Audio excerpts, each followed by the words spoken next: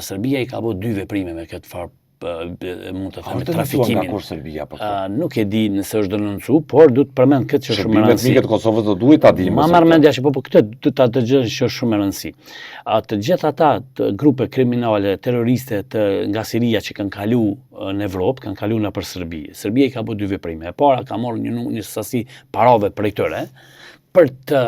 kryer veprën e trafikimit me qenie njerëzore dhe e dyta numër të tyre i ka rekrutu, i ka ndalu, ka raste ku i ka mbajtur deri në 8 muaj brenda territorit të Serbisë dhe i ka angazhu për ligjërata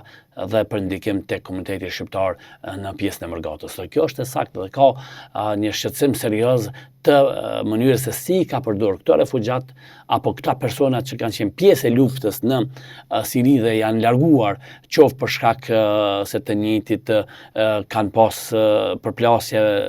fiseve brenda atje, qoftë për shkak se ka pas raste ku shumë pjesëtarë kam qenë në vitin 2012 ka qenë një situacion shumë e vështirë, por që e di që më kujtohet që ka pas persona të vendit të cilët pasi që kanë lëviz qoftë nga Al-Nusra në ISIS janë rrezikuar ose kundërta dhe organizata tjera që kanë vepruar atje dhe të njëjtit janë rekrutuar nga